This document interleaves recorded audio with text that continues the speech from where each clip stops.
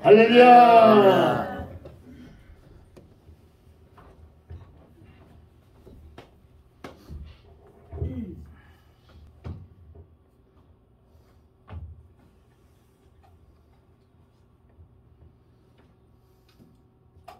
기도하겠습니다.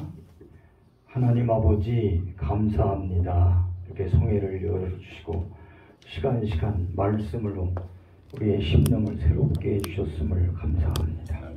이제는 변화를 받고 하나님의 기뻐하시고 소원하시고 온전하신 뜻이 무엇인지 잘 분별하며 그 뜻을 이루어 세상에 증명해내는 삶을 살아갈 수 있게 주시옵소서.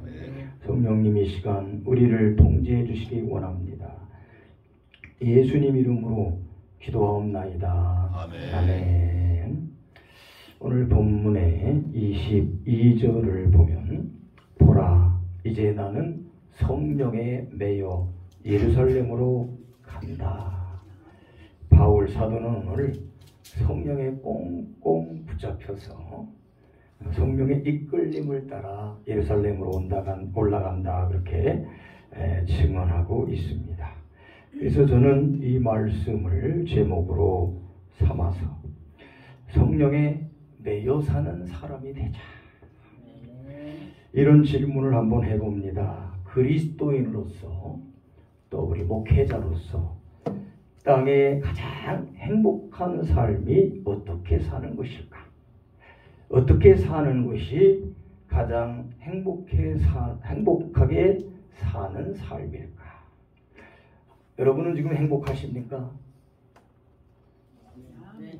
불행합니까 그러면? 아니요, 행복합니다. 행복하십니까? 네. 뭐가 그렇게 행복하세요?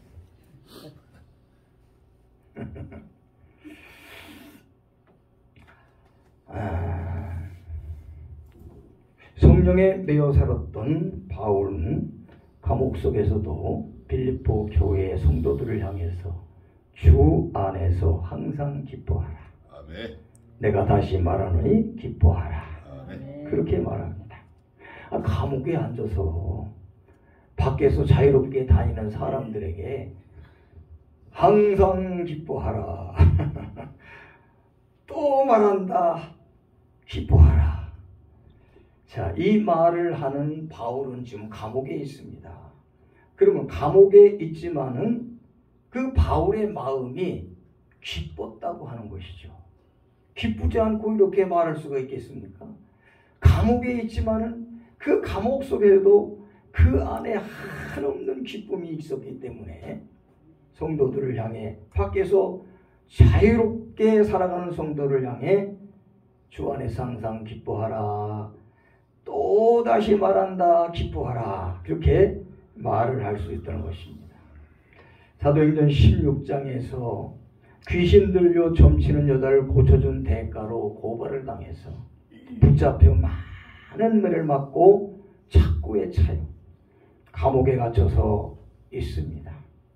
한밤중 깊은 밤중에 바울과 실라는 그 감옥 속에서 착고에 매여 있으면서 매를 많이 맞아 통증을 느끼면서도 하나님을 향해 하나님 앞에 기도하며 찬송을 부릅니다.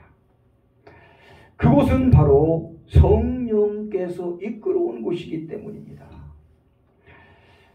16장 6절에 보면 성령이 아시아에서 말씀을 전하게 하지 못하게 하시거늘 그들이 부르기아와 갈레아 땅으로 가다가 무시아 페르로 비두냐로 가고자 했을 때 예수의 영이 허락하지 아니하시는지라.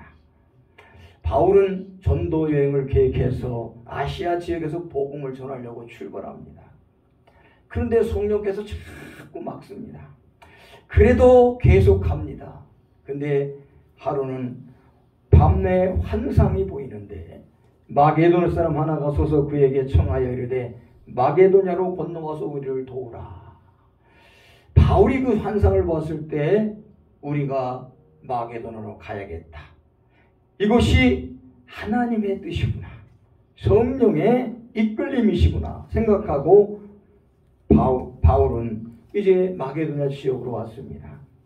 거기 와서 바울 사도가 빌립보 지역에 들어와서 기도처를 찾느라고 왔다 갔다 이렇게 하다가 귀신 들린 여자가 막 하나님의 사람이다 뭐라고 괴롭히니까 그 귀신을 쫓아냈습니다. 그랬더니 그 주인이 바울을 고발했어. 맞아가지고 감옥에 갇혔다고 하는 겁니다.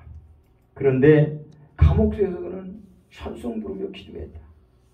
저는 바울이 아시아로 가려고 했지만 성령께서 그를 이끌어서 성령에 매여서 지금 그리 왔고 복음을 전하고 기도하고 그러는 중에 귀신 들린 여자를 귀신을 쫓아내줬어요. 얼마나 좋은 일을 했어요. 그런데 감옥에 들어왔단 말이에요. 그 속에서 바울은 불평하거나 하나님 앞에 대들고 따지지 않고 감사하며 기도하고 찬송을 했다고 하는 겁니다. 왜냐하면 그 길이 성령께서 이끌어온 길이었고 그곳이 성령께서 이끌어온 하나님의 뭔 뜻이 있는 자리였기 때문입니다. 비록 죄수로 매를 맞고 묶여있지만 그곳은 하나님이 이끌어오신 자리였다고 하는 거죠. 기도하고 찬송할 때 하나님의 역사가 나타납니다. 아멘. 옥토가 움직이고 지진이 나고 창고가 풀어지고 그때 간수장이가 죄수들이 다 도망칠 줄 알고 차별하려고 그러죠. 바울이 소리칩니다. 우리가 다 여기 있다. 그 간수장이가 그 바울 사도의 그 모습을 보고 감동이 되고 바울이 전하는 복음 주 예수를 믿으라. 그리하면 너와 내 집이 구원을 얻으리라고 하는 이 복음을 듣고 그 온 집이 구원을 받았습니다. 아멘. 성령께서 아시아로 가려고 하는 바울을 꼭 붙잡고 여기까지 이끌어와서 감옥에까지 들어가게 했지만은 그러나 거기에서 이 간수장이의 가정을 구원하려고 하는 하나님의 역사가 있었다고 하는 겁니다. 아멘. 여러분 성령에 매여갈 때 거기엔 하나님의 뜻이 있고 하나님의 뜻이 이루어지는 기적의 역사가 나타난다고 하는 겁니다. 여러분 우리가 어떻게 사는 것이 가장 행복한 삶일까요? 저는 이 말씀을 준비하면서 예수 믿는 사람이라고 하면은 특별히 목회자라고 하면은 다른 어떤 삶보다도 성령에 매여 사는 삶이 가장 행복한 삶이다. 왜냐하면 그것은 하나님의 뜻을 이루어가는 삶이고 그것은 하나님이 하시는 일을 나타내는 삶이고 그러므로 이 땅에 살아계신 하나님을 증거하는 삶이 되기 때문에 그것이 가장 행복한 삶이다. 어떻게 생각하면 우리 목회자는 교회를 크게 예배당을 짓고 한 10,000명쯤 목회를 하면 행복하지 않을까 그렇게 생각할 수도 있습니다. 그런데 크게 그렇지만은 않습니다. 마태복음 7장 15절 이하에 보면은 21절에 예수님이 하늘나라에 주여 주여 하는 자마다 하늘나라에 가는 것이 아니라 아버지의 뜻대로 행하는 자라야 하늘나라에 들어갈 수 있다. 그러니까 많은 사람이 그때 와가지고 그렇게 말합니다. 주여 우리가 주님의 이름으로 선전업도 하고 주님의 이름으로 귀신도 쫓아내고 주님의 이름으로 권능도 행했습니다. 저는 그 부분을 보면서 그런 생각을 해봅니다. 복음을 전했죠. 선전업도 했죠. 귀신도 막 쫓아냈죠. 막 능력도 행했죠. 이쯤 되면은 큰 교회 목회할 것 같지 않아요? 성전도 아주 엄청 크게 짓고 큰 교회 목회할 것 같지 않아요? 그런데 이런 사람들을 향해 예수님이 이렇게 답변합니다. 난 너 몰라. 우리가 이 땅에서 사람들이 볼 때는 참 성공한 목회자, 행복한 목회자라고 부를 수 있을 정도로 성전을 크게 짓고 많은 성도들을 거느리며 목회하는 것이 행복하게 보일지 모르고 본인도 행복을 느낄지 모르지만 예수님 앞에 설 때 너 뭐하다 왔니? 난 너 모른다. 그런다고 하면은 그게 무슨 행복이겠어? 몇 사람 안 되는 성도들 개척교회 하면서 이렇게 지하실에서 목회하면서도 성령에 매여서 간다고 하면 하나님은 그걸 보고 계십니다. 하나님 그것을 기억하십니다. 아멘. 그리고 그것이 바로 우리의 행복이 될 줄 믿습니다. 하나님 앞에 설 때 정말 행복한 것이 진짜 행복인 줄 믿습니다. 이 바울이 살아왔던 것을 간증하면서 고린도후서 6장 3절 이하에 우리가 이 직분을 받아 비방을 받지 않게 하려고 무엇이든지 아무에게도 꺼리키지 않게 하고 오직 모든 일에 하나님의 일꾼으로 자천하여 많이 견디는 것과 환난과 궁핍과 고난과 매맞음과 갇힘과 난동과 수고로움과 자지 못함과 먹지 못함 가운데서도 깨끗함과 지식과 오래 참음과 자비함과 성령의 감화와 거짓없는 사랑과 진리의 말씀과 하나님의 능력으로 의의 무기를 좌우에 가지고 그는 바울 사도가 성령에 이끌려 살아간 그 삶의 과정에서 그가 겪은 것은 환난과 궁핍과 고난과 매맞음과 갇힘과 난동과 수고로움과 자지 못함과 먹지 못함, 이게 성령에 이끌려 살았던 바울의 삶의 현장 속에서 일어났던 일입니다. 전 이걸 보면서 야, 난 그래도 바울보다 잘 살고 있구나. 잘 먹고 잘 살고 있구나. 그런데 그런 상황 속에서도 성령에 이끌려 가니까 6절에 이렇게 말합니다. 깨끗함과 지식과 오래 참음과 자비함과 성령의 감화와 거짓없는 사랑과 진리의 말씀과 하나님의 능력으로 의의 무기를 좌우에 가졌다. 그런 속에서도 그 어려움 속에서도 바울 사도는 깨끗함을 지켜갈 수 있었습니다. 그리고 오래 참고 자비하고 사랑 성령의 감화와 거짓없는 사랑과 진리의 말씀 하나님의 능력을 가지고 살아갈 수 있었습니다. 왜? 성령에 이끌려 가시니까. 성령에 이끌려 가니까. 그러니까 여기 8절 하반대로 보면 우리는 속이는 자 같으나 참되고 무명한 자 같으나 유명한 자요 죽은 자 같으나 보라 우리가 살아있고 징계를 받는 자 같으나 죽임을 당하지 아니하고 근심하는 자 같으나 항상 기뻐하고 가난한 자 같으나 많은 사람을 부유하게 하고 아무것도 없는 자 같으나 모든 것을 가진 자로다. 여러분 지금 모든 것을 가지고 있습니까? 없이요? 예수님만 있다고 하면 우리는 모든 것을 가진 자입니다. 예수님이 없으면 아무리 많은 것을 가지고 있다고 할지라도 가난한 자입니다. 그래서 바울은 없는 자 같으나 아무것도 없는 자 같으나 모든 것을 가지고 있다. 자기 스스로는 자기 자신은 가난하지만 가난한 자 같지만은 많은 사람을 부자 만들어 주었다. 여러분 많은 사람을 부자 만들어주는 사람이 되십시오. 나는 비록 가진 것 없다 할지라도 많은 사람을 부욕해 하는 예수 그리스도로 말미암아 부욕해 하는 그런 사람이 되시기를 바랍니다. 그런 목회자가 되시기를 바랍니다. 그렇게 살기 위해서는 성령에 매여 가야 돼요. 성령의 이끌림 속에 갈 때 그렇게 살 수가 있습니다. 오늘 본문 속에서 우리는 성령에 매여 살았던 바울 사도의 모습을 상고하면서 나도 이렇게 살면 좋겠다. 그렇게 사모하면서 다짐하는 그런 시간이 되기를 바랍니다. 먼저 첫 번째 18절 19절을 한번 봅니다. 바울이 이제 에베소 교회 장로들을 초청하고 마지막 고별 인사를 하는 장면이죠. 그들에게 말하되 아시아에 들어온 첫날부터 지금까지 내가 항상 여러분 가운데서 어떻게 행하였는지를 여러분도 아는 바니 곧 모든 겸손과 눈물이며 유대인의 관계로 말미암아 당한 시험을 참고 주를 섬긴 것과 그렇게 얘기합니다. 바울 사도가 에베소에 들어온 첫날부터 지금 에베소를 떠나는 이 시간까지 이 바울 사도는 거기에 와서 항상 첫날부터 지금까지 항상 일관되게 그는 모든 것을 했다고 하는 겁니다. 그 일이 뭐냐면 주님을 섬긴 일이라고 하는 거죠. 그런 어려움 속에 그는 주님을 섬기는 일을 처음 들어올 때부터 지금 떠나는 그 시간까지 조금도 변하지 않고 변덕 부리지 않고 일관되게 시종 일관 변함없이 주님을 계속 섬겼다고 하는 겁니다.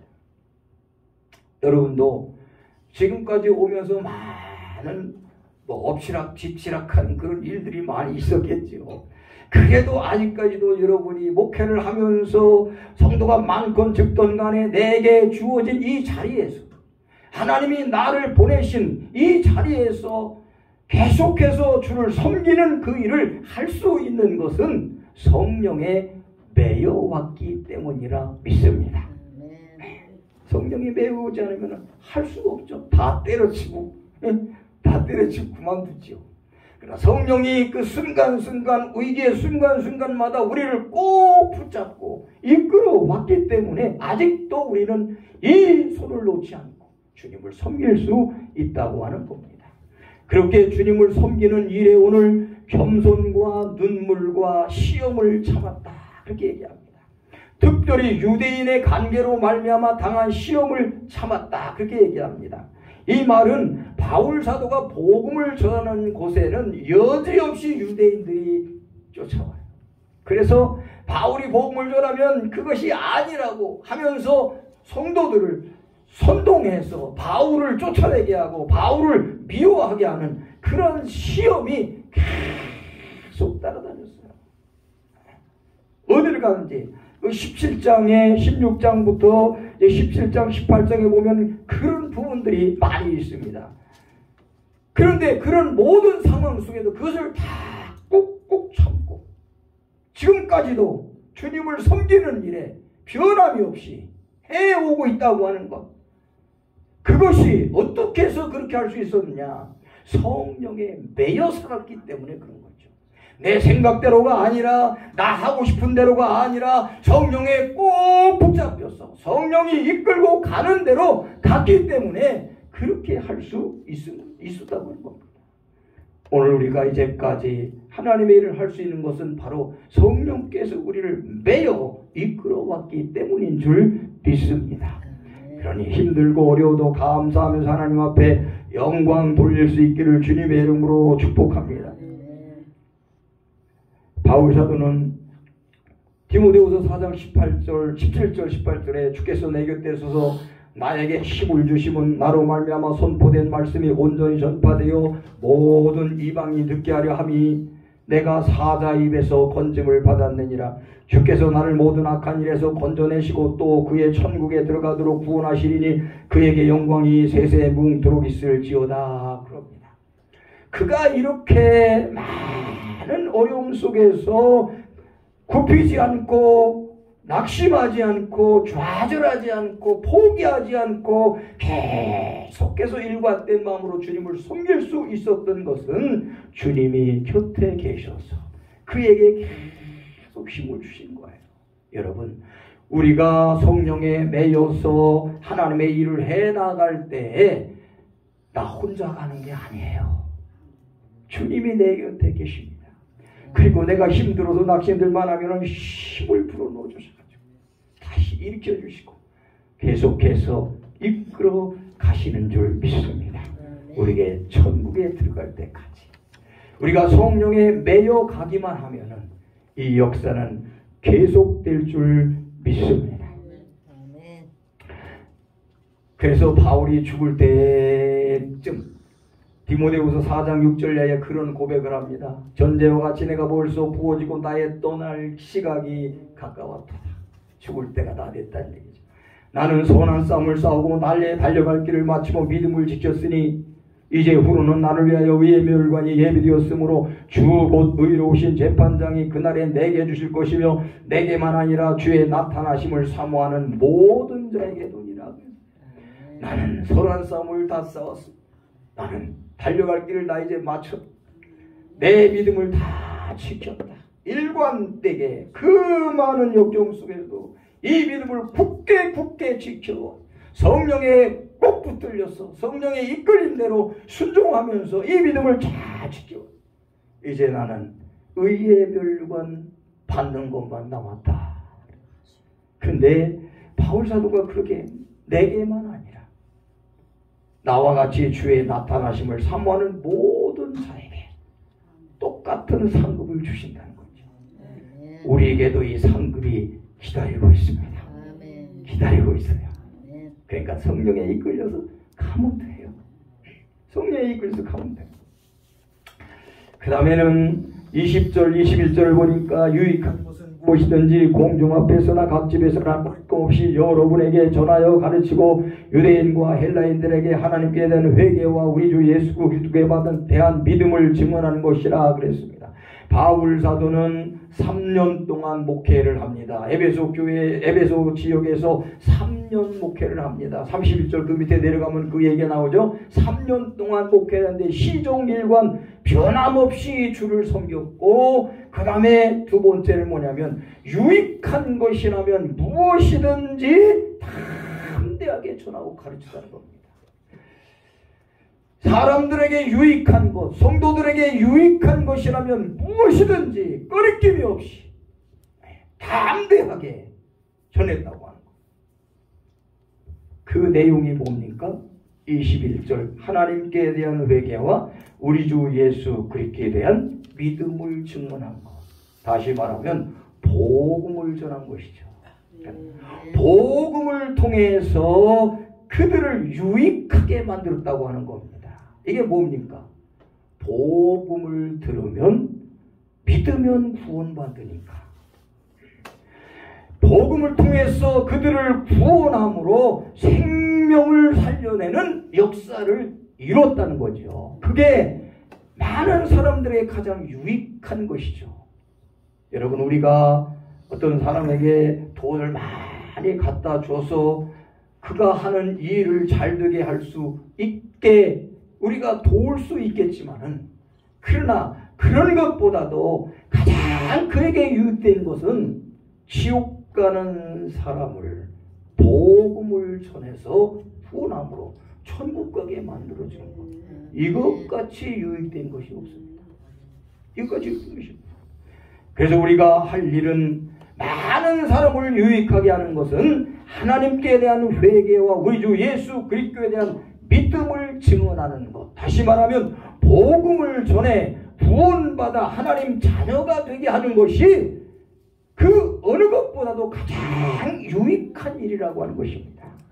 그러므로 우리는 열심히 성령에 이끌려서 생명을 얻게 하는 회개와 예수 그리스도를 믿고 구원받는 이 복음을 열심히 전해야 합니다.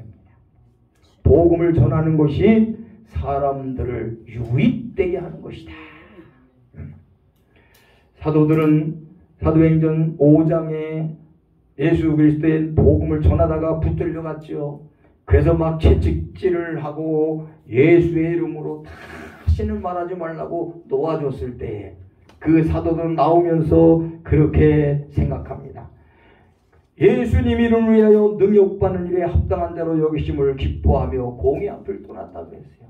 예수님 이름을 위하여 능력받는 일에 합당한 자로 여기심. 이게 뭐예요? 하나님께서 나 같은 사람을 예수님을 위해서 욕먹게 하셨다.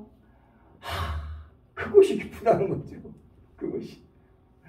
여러분, 예수 복음 전하다 욕먹는 것이 기쁩니까? 네? 기뻐요? 안 기뻐요? 안 기뻐요? 그 성령에 이끌려서 하면은요, 이게 기뻐요. 네? 욕먹는 게 오히려 기쁜 일이 됩니다. 성령에 매여서 우리가 복음을 전할 때 복음 전하다 욕먹는 것, 때로는 매 맞는 것, 때로는 부정물을 그냥 막 뿌려가지고 뒤집어 써도 기쁘고 즐거울 수 있는 거죠. 예수님을 위해서 내가 오늘도 욕을 먹었다. 이것은 하늘나라에는 상급이 될 줄 믿습니다. 아멘. 그러니까 기뻐하는 거예요. 그것을 보니까, 그것을 아니까 기뻐할 수 있는 겁니다. 그러면서 제자들은 그들이 날마다 성전에 있든지 집에 있든지 예수는 그리스도라 가르치기와 전도하기를 그치지 아니했다. 그랬습니다. 아무리 억압을 하고 아무리 핍박을 하고 아무리 공포로 그냥 막 못하게 해도 이들은 날마다 집에 있든지 성전에 있든지 예수는 그리스도다. 예수 믿고 구원받아라. 이렇게 전하기를 그치지 않았다. 이게 성령에 매여 사는 사람들의 모습이고 삶입니다. 이것이 성령에 매여 사는 사람들의 행복입니다. 오늘 우리도 그런 기쁨을 누릴 수 있기를 바랍니다. 너는 말씀을 전파하라. 때를 얻든지 못 얻든지 항상 힘쓰라. 범사의 오래 참음과 가르침으로 경책하며 경계하라. 그렇게 바울은 디모데에게 가르치고 있습니다. 때를 얻든지 못 얻든지 말씀을 전파하라. 이게 성령에 매인 사람들의 삶인 줄 믿습니다. 십자가의 도가 멸망한 자들에게는 미련한 것이고 그러나 구원받는 우리에게는 하나님의 능력입니다. 우리는 십자가에 못 박힌 그리스도를 전하니 유대인에게는 꺼리끼는 것이요 이방인에게는 미련한 것이래. 오직 부르심을 입은 자들에게는 유다인이나 헬라인이나 그리스도는 하나님의 능력이요 하나님의 지혜라 그랬습니다. 예수 그리스도가 하나님의 능력이고 하나님의 지혜입니다. 그러므로 우리가 이 예수 그리스도를 선포할 때, 예수 그리스도를 증거할 때 하나님이 택하신 자들에게는 그게 능력으로 다가간다. 그게 하나님의 구원하시는 지혜라고 하는 겁니다. 그래서 고린도서 1장 21절에 하나님께서 전도에 미련한 것으로 믿는 자들 구원하기를 기뻐하셨다. 그렇게 얘기합니다. 세상 지혜로는 알 수가 없습니다. 세상 지혜로는. 그래서 우리가 전도할 때 꼭 기도해야 될 것이 뭐냐? 대상자를 위해서 기도해야 됩니다.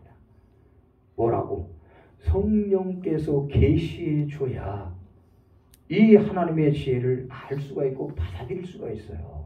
인간의 지혜로는 하나님의 지혜, 예수 그리스도가 십자가에 못 박힌 것이 하나님의 구원이라고 하는 이 지혜를 몰라요. 그러니까 우리는 성령께서 역사하셔서 그 마음을 열어주셔서 내가 그리스도를 전할 때에 그것을 하나님의 능력으로 알고 받을 수 있고 그래서 구원받을 수 있도록 우리는 기도해야 될 줄 믿습니다. 그 다음에 22절부터 24절까지 보면 보라 이제 나는 성령에 매여 예루살렘으로 가는데 거기서 무슨 일을 당할지 알지 못하노라. 오직 성령이 각성해 내게 대하여 증언하되 결박과 환난이 나를 기다린다. 나의 달려갈 길과 주 예수께 받은 사명 곧 하나님 은혜의 복음을 증언한 일을 마치려 하면은 나의 생명조차 조금도 귀한 것으로 여기지 않아. 자, 여기서 바울사도는 지금 성령에 매여서 예루살렘으로 올라갑니다. 근데 거기서 어떤 일이 일어날지 모릅니다. 그런데 성령께서 가르쳤어요. 뭐라고? 너 거기 가면 환난과 결박이 기다리고 있다. 자, 그러면 어떻게 해야 될까요? 어떻게 해야 될까요? 너 지금 예루살렘으로 가려고 그러는데 거기 가면은 결박과 환난이 너를 기다리고 있어. 그럼 어떻게 해야 될까요? 그런데 바울은 저는 이제 이상하게 생각해서 이 부분을 전도사한테 처음 이제 신앙이 어렸을 때 아니 성령이 가르쳐 줬으면 도망가야지. 그렇잖아요. 아니 성령께서 너 거기 가면은 결박당해. 너 거기 가면 환난당해. 그러면은 아 그래요? 알았습니다 하고 도망가야지. 나 내려가야지. 그런데 바울사도는 왜 거기를 가느냐 말이야. 가서 왜 결박당할 줄 알면서 가르쳐줬는데도 왜 거기를 가서 결박당하고 감옥에 갇히고 죄수가 되냐 말이야. 그래서 참 이상하게 이 말이 이상하게 내가 걸리는 거야. 이거 왜 성령이 안 가르쳐 사람이 가르쳐줬으면 몰라. 성령께서 가르쳐줬는데 왜 거기를 가냔 말이야. 왜 도망가야지. 근데 나중에 생각해 보니까 그게 하나님의 뜻이거든. 아멘. 그게 하나님의 뜻이거든. 그러니까 환난이 있다고 해도 결박이 기다린다고 해도 거기 가는 곳이 하나님의 뜻이니까 가는 거예요. 아멘. 자, 여기서 우리가 하나 기억할 것이 있어요. 성령에 매일 때에 환경에서 자유할 수 있다. 믿습니까? 반대로 환경에 매이면 성령에서 자유함을 얻습니다. 환경에 매여 살면 성령의 자유함을 얻습니다. 성령하고 상관이 없어요. 우리는 성령에 매여 살 때 환경이 나를 묶지를 못합니다. 그런데 환경에 매이면 믿음이 역사하지를 않아요. 환경에 매이면 성령께서 역사하지를 않아요. 환경에 매이면 하나님께서 역사하지를 않아요. 결박과 환난이 기다린다고 하지만 성령에 매이니까 그 환경이 그를 묶지를 못하는 거예요. 우리는 아까 제가 얘기한 대로 환경에 묶이니까 도망가는 거죠. 환경에 묶이니까 도망가는 거예요. 그러나 성령에 매이면은 성령이 이끌어가는 대로 가는 거예요. 성령이 데리고 가는 거예요. 지금 데리고 결박, 환난 그 속으로 데리고 가는 겁니다. 근데 그가 거기 가서 죄의 수로 잡혀서 어디로 가죠? 로마로 가게 되죠. 이게 하나님의 계획이에요. 벌써 이전에 내가 가이사 앞에서 나를 증언해야 될 것이다 하고 말씀해 주셨거든요. 근데 그 방법이 뭐냐? 거기 잡혀가지고 죄의 수로 가는 거예요. 이게 하나님의 계획이었어요. 그러니까 여러분, 지금 여러분을 묶고 있는 환경 무엇입니까? 성령에 매이면 그것이 여러분을 어떻게 할 수 없습니다. 여러분이 그 속에 놓여있다 할지라도 그 속에서 여러분은 자유함을 누릴 수가 있습니다. 성령 안에서, 하나님의 뜻 안에서. 그러나 정말 내가 환경이 좋은 환경 속에 있다 할지라도 성령에 매이는 삶을 살지 않으면 그 환경에 묶여서 결국에는 망하고 맙니다. 근데 우리가 가장 많이 묶이는 환경이 뭐냐면 돈입니다. 성령과 돈. 우리는 돈에 묶여서 성령의 매임 속에 자유함으로 돈에 묶여서 따라갈 때가 많아요. 성령에 묶이시기를 바랍니다. 그러니까 24절의 바울은 그렇게 고백합니다. 나의 달려갈 길과 많은 결박과 환난이 있다 하지만은 성령에 묶이니까 나의 달려갈 길과 주 예수께 받은 사명 곧 하나님 은혜의 복음을 증언한 일을 마치려면은 나의 생명조차 조금 더 귀한 것으로 여기지 아니하노라. 할렐루야. 이게 성령에 매일 때 이런 삶을 가데스 바네아라고 하는 곳에 이스라엘 백성들이 이제 왔을 때에 정탐꾼을 보내서 가나안 땅을 정탐하게 만들죠. 10명의 정탐꾼이 와서 보고를 할 때에 참 복인 거예요. 적과 끓이는 땅이다. 그런데 거기 갔더니 그 성은 너무나 견고하고 또 거기에는 안악 자손들이 살고 있는데 그들 옆에 우리 가서 가만히 서보니까 메뚜기 같더라. 메뚜기 신드롬에 꽁꽁 묶여서 그는 하나님의 약속과 하나님의 말씀을 까맣게 잊어버리고 생각도 안 합니다. 그리고 그 환경에 꽁꽁 묶여가지고 통곡하며 옵니다. 하나님 왜 우리를 여기로 끌고 와서 이 광야에서 다 죽이려고 하느냐. 거기에 묶여서.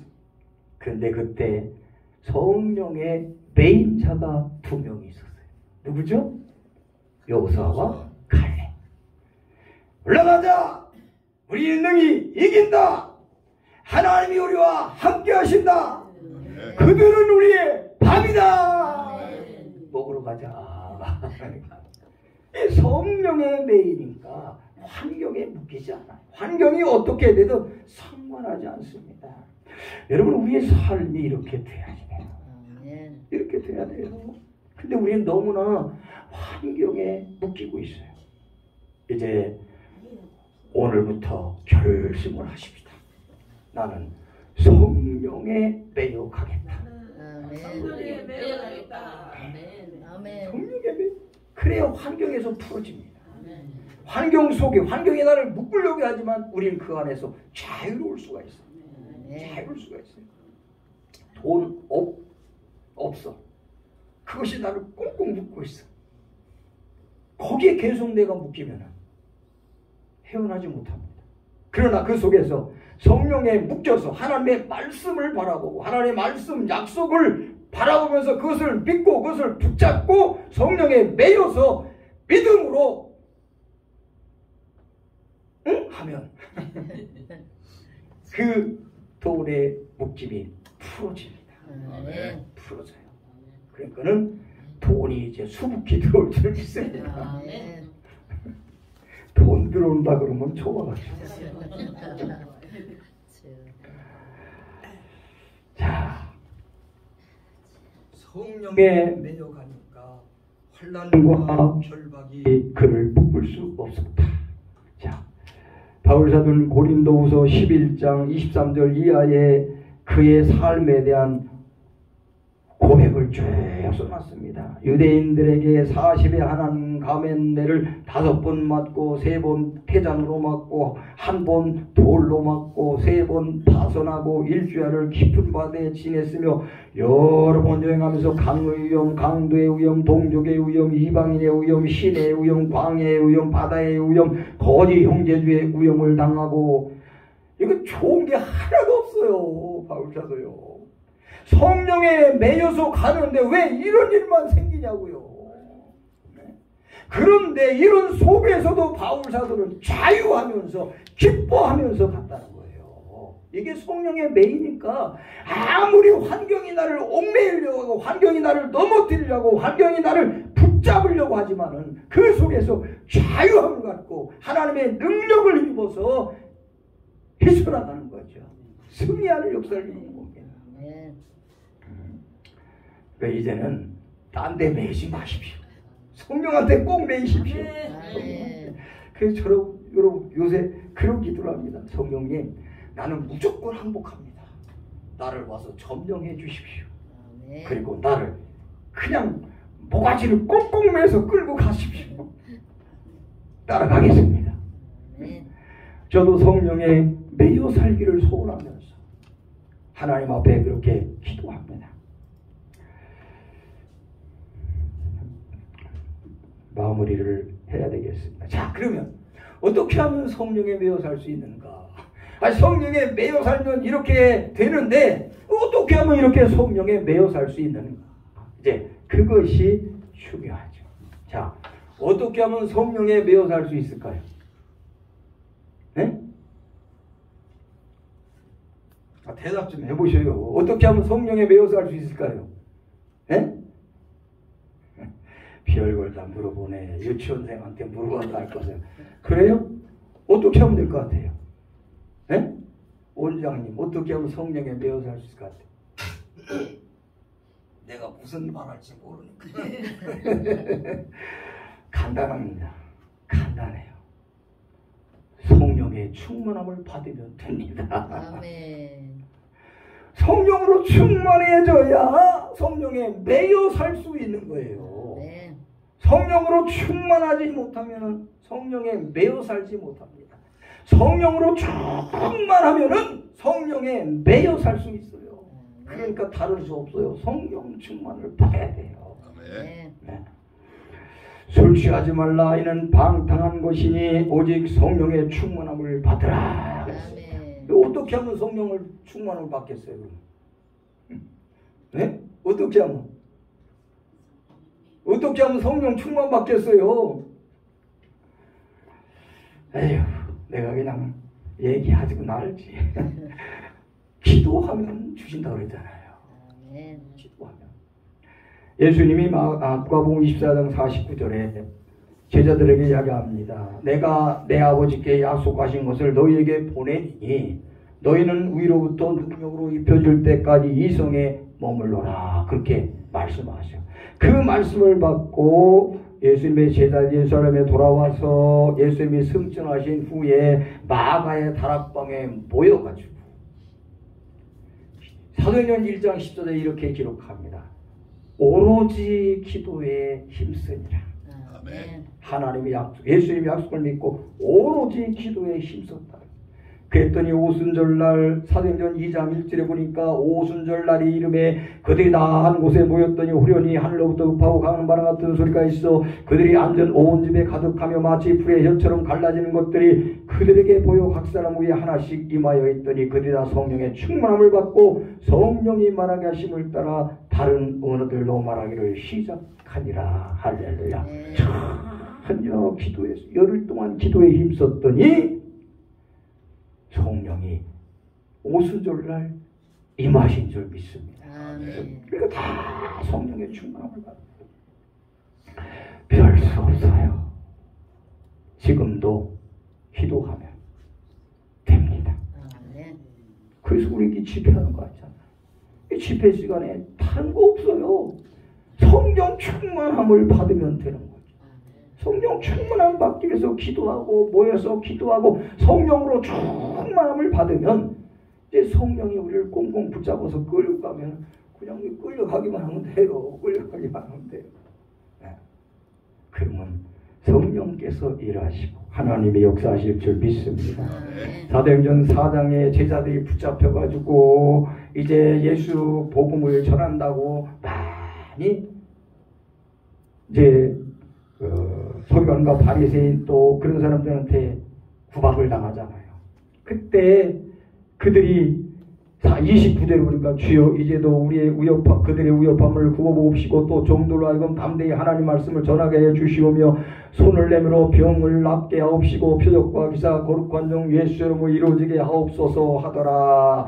빌기를 다하매 모인 곳이 진동하더니 우리가 다 성령이 충만하여 담대히 하나님 말씀을 전했다. 여러분 그렇게 기도하세요. 저로 하여금 담대히 하나님 말씀을 전하게 하여 주옵시며 손을 내밀어 병을 낫게 하옵시고 표적과 기사가 거룩한 종 예수의 이름으로 이루어지게 하옵소서. 이 기도만 응답돼서 우리 목에 나타나면 그냥 붕대요. 옛날에 처음 저도 교회 개척할 때는요 병든 자들 많이 나았어요. 뭐 내가 능력 있는 게 아니라 기도해 아프니까 성령 기도해 주면은 낫고 애 못 낳은 사람도 결혼한 지 6년이 됐는데도 애를 못 낳은 사람이 있어요. 그래 기도하자. 그리고 기도했더니 낫어요. 그리고 또 한 사람은 우리가 안 믿는 사람 전도해서 저기 했는데 이 사람은 늘 포도알 임신을 해서 유산을 하고 막 이제 수술을 하고 그래요. 임신을 할 수가 없어요. 그런데 임신을 했어요. 그래서 기도하자. 근데 병원에서는 의사들은 그거 수술해야 된다. 그렇지 않으면 당신이 위험하다. 또 포도알 임신 그런 것 때문에 늘 저기 했으니까. 그리고 우리 교회 그 사람을 전도한 집사님이 뭐라 그러냐면 병원에 가. 목사님 말 듣지 말고 병원에 가서 수술해. 근데 내가 그랬죠. 기도하자. 하나님께 기도하면 된다. 걱정하지 말고 기도하자. 그런데 이 분은 제 말을 믿음으로 받았어요. 그래서 기도했어요. 근데 한 8개월쯤 됐는데 하혈을 하는 거예요. 그러니까 이제 이 집사가 또 커봐 뭐라 그랬어 내가 병원에 가랬더니 그런데 이분은 제가 걱정하지 마라. 기도해. 된다. 그랬더니 그걸 믿음으로 받는 거예요. 이게 참 은혜예요. 그래서 아들을 낳았어요. 지금 육군 대위로 근무하고 있습니다. 아들을 낳았어요. 그래서 그분이 지금은 저 춘천에 가서 살거든요. 그래서 우리가 1년에 한두 번씩 춘천을 놀러 갑니다. 그럼 그분이 밤을 얻어주고 그래가지고 하룻밤 잘 자고 슈퍼에 가서 그냥 먹을 거 잔뜩 사가지고 갖다 주면 그렇게 하고 여름철에 휴가로 가서 이렇게 갔다 오고 그럽니다. 이런 일들이 일어나면은요 됩니다. 예수님께서 많은 사람들이 예수님을 쫓아내고 마가복음에 보면 예수님이 어디 있느냐고 사람들이 막 찾아다녔어요. 이유가 뭡니까? 예수님이 기적을 행하시니까 그런 거예요. 병든 자를 고쳐주니까 그런 거예요. 지금도 원장님 중풍병자 하나만 고쳐봐. 소문나. 그놈 오게 돼 있어요. 마찬가지 우리도. 그래서 저도 다시 옛날에 처음에 그냥 열심히 기도하고 그랬는데 조금 이렇게 하나님의 은혜 주셔서 뭐 좀 저기 하니까 이게 다 식어져 버렸어요. 뭐 첫사랑을 잊어버렸는지 뭔지 다 지금 그래가지고 크게 안 되는 거예요. 그래서 다시 지금 그대로 가보려고 애를 쓰는데 이게 처음보다 쉽지 않은 거예요. 처음보다 쉽지 않아요. 그래도 다시 글로 돌아가십시다. 돌아서 정말 그 마음 가지고 그 신앙 가지고 우리가 다시 한번 하나님 앞에 매달리고 기도해서 성령의 충만을 받으니 다시 부흥의 역사가 일어날 줄 믿습니다. 다른 수 없어요. 성령 충만 받아야 됩니다. 목회자도 성령 충만 받아야 됩니다. 소용없어요. 성령 충만 받아야 돼요. 그래서 성령에 붙들려 살아가야 돼요. 성령에 이끌려 목회를 해야 됩니다. 성령이 하라고 하는 대로만 하면 됩니다. 내 생각을 하니까 내 고집을 부리니까 안 되지요. 보세요. 자, 성령에 매여 살기 위해서 성령 충만함을 받아야 되는데 중요한 거 한 가지가 하나 있습니다. 열왕기하 5장 10절 이하에 보면은 열왕기하 5장에는 나만 장군이 문둥병 고치는 얘기 나오잖아요.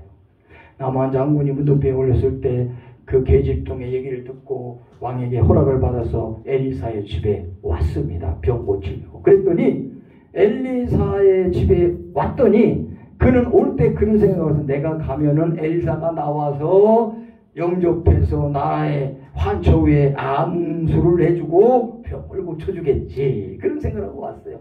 근데 엘리사는 나오지도 않고 종 한 사람 내보내서 이렇게 말하는 거예요. 너는 가서 요단강에 몸을 7번 씻으라. 내 살이 회복되어 깨끗하리라. 그 말 한마디 해줘. 그러니까는 나만이 화가 나지. 내 생각에는 그가 내게로 와서 그의 하나님 여호와의 이름을 부르고 그 손을 그 부위에 흔들어 나병을 고칠까 하였도다. 그래 자기가 생각한 대로 안 된 거예요. 그러니까 화가 나는 거죠. 여러분, 우리가 하나님의 말씀을 들을 때에 내 생각하고 충돌이 일어나요. 근데 여기서 우리가 어떻게 해야 되느냐? 내 생각을 버려야 성령에 이끌려 갈 수 있습니다. 그래서 가자! 화가 나가지고. 근데 그때 성령께서 역사하시죠. 종들이 아버지! 뭐라고 왔어요? 병 고치려고 왔잖아요. 아니 가서 몸을 씻으라 그러는데 얼마나 쉬운 일이냐. 그보다도 힘들고 어려운 일 시키면 안 하겠습니까? 병 고쳐야 되는데. 합시다. 목욕하러 가세요. 근데 다행스러운 것은 나만이 성령의 음성인 하나님의 말씀, 선지자를 통해서 하신 하나님의 말씀을 순종했다고 하는 거예요. 아멘. 나만이에 내려가서 하나님의 사람의 말대로 요단강에 7번 몸을 잠그니 그 살이 어린아이 살같이 회복되어 깨끗하게 되었더라. 아멘. 할렐루야. 성령께서 우리를 이끌어 가실 때 내 생각하고 충돌이 일어납니다. 이때 우리가 조심해야 돼요. 내 고집 부리면 안 됩니다. 내 고집 부리면 안 돼요. 내 생각을 내려놓고 성령에 매여서 끌려가야 돼요. 끌려가야 돼요. 거기에 순종해야 돼요. 그러면 하나님이 역사하실 줄 믿습니다. 이 세상에 살았던 사람 중에 가장 성령에 꽁꽁 매여서 살았던 분 한 분이 있습니다. 그분이 예수 그리스도인 줄 믿습니다. 사도행전 10장 38절에 하나님이 나사렛 예수에게 성령과 능력을 기름 붓듯 하셨으며 그가 두루 다니시며 선한 일 행하시고 마귀에게 눌린 모든 사람을 고치셨으니 이는 하나님이 함께 하셨으며 예수님의 생애는 성령에 꽁꽁 묶여 사람으로서 예수님 스스로는 전혀 나타나지 않고 오직 그분의 뜻, 그것을 이루기 위한 것이었다고 하는 거죠. 사도의 누가복음 4장에 보면 예수님이 세례를 받으실 때 성령이 임하셨잖아요. 그래서 성령의 충만을 받았어요. 4장 1절에 이렇게 얘기합니다. 예수께서 성령의 충만함을 입어 요단강에서 돌아오사 광야에서 40일 동안 성령에 이끌리시며 마귀에게 시험을 받으시더라. 아멘. 예수님은 성령에 이끌리셔 그 성령에 사로잡혀서 시험 받으셨다는 거죠. 예수님 생애 전체가 성령에 이끌려 살아가셨던, 십자가에 못 박히기 전에 겟세마네 동산에서 할 수 있으면 이 잔을 내게서 옮겨주십시오. 그러나 내 본대로 마옵시고 아버지의 뜻대로 되기를 원합니다. 성령께서는 십자가를 지는 것이 아버지의 뜻이다. 또 그것 때문에 왔지 않느냐? 그래도 예수님은 그 십자가만 생각하면 너무 고민이, 너무 슬픈 거예요. 죽을 것 같은 거예요. 거기 그런 성경 고민하여 죽을 것 같다. 우리들이 맨날 죽겠다고 하는 것 같지. 예수님도. 그런데 자기 생각을 내려놓고 지나가면 좋겠습니다. 그걸 내려놓고 아버지의 뜻대로 되기를 원합니다. 성령께 순종했을 때 십자가에 돌아가셨지만 그 일로 인해서 많은 사람, 오늘 저와 여러분이 구원받게 된 줄 믿습니다. 아멘. 기도하겠습니다. 하나님,